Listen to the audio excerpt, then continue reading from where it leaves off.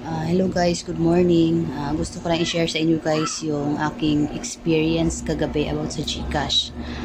So kagabi, yung GCash ko nabawasan ng 1,089 pesos. Pero wala naman akong binayaran at wala din akong basta wala akong binayaran, wala din akong sinenda ng pera. So chinek ko sa history kung anong nangyari, bakit nabawasan ng GCash ko. So nakita ko doon meron online payment, auto debate.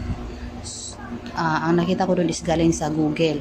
So Google ang nagbawas ng pera ko. So tiningnan ko yung cellphone ko, bakit ganon, bakit nabawasan yung pera ko.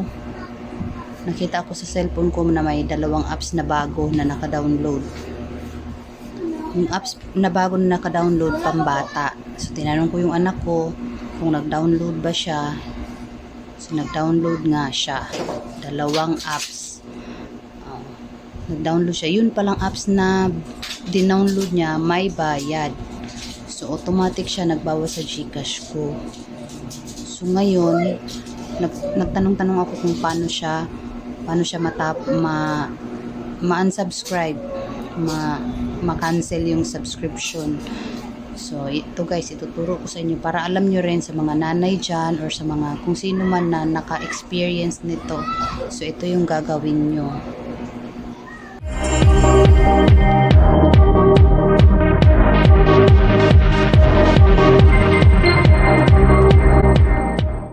So, ito yung nakita ko kagabi guys na online payment auto debate na 389 pesos at saka 700 pesos. Which is napupunta siya sa Google. So, Google ang kanyang payment merchant.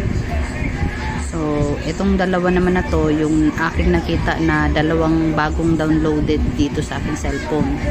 So, ang gagawin nyo lang dyan, pumunta kayo sa inyong Play Store.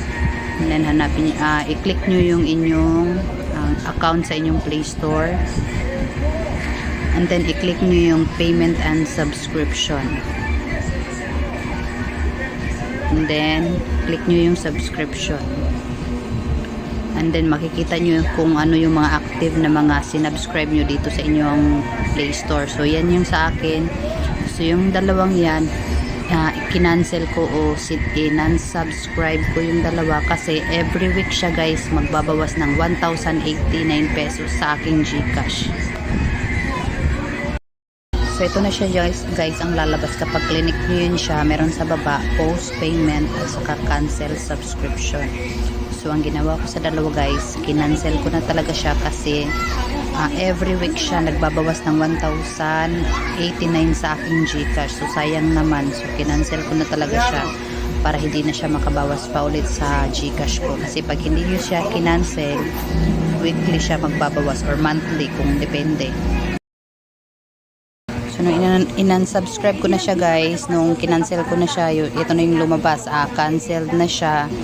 Tapos, hindi na siya magbabawas sa GCash ko kasi kung hindi ko siya in-unsubscribe, magbabawas siya ulit sa October 2. So, ngayon, hanggang October 2 na lang siya. So, wala na siya, hindi na siya magbabawas sa GCash ko. So, lesson learned, dapat i-check paminsan-minsan yung cellphone. Baka may na-download yung mga anak nyo ng mga apps na may bayad. So, sayang yung GCash, sayang yung pera kasi magbabawas talaga siya guys. Ayan lang. So, ayan na guys. Sana nakatulong yung aking video. So, para updated pa rin kayo sa susunod na mga video, mag-subscribe lang kayo sa aking YouTube channel. Babush! Thank you!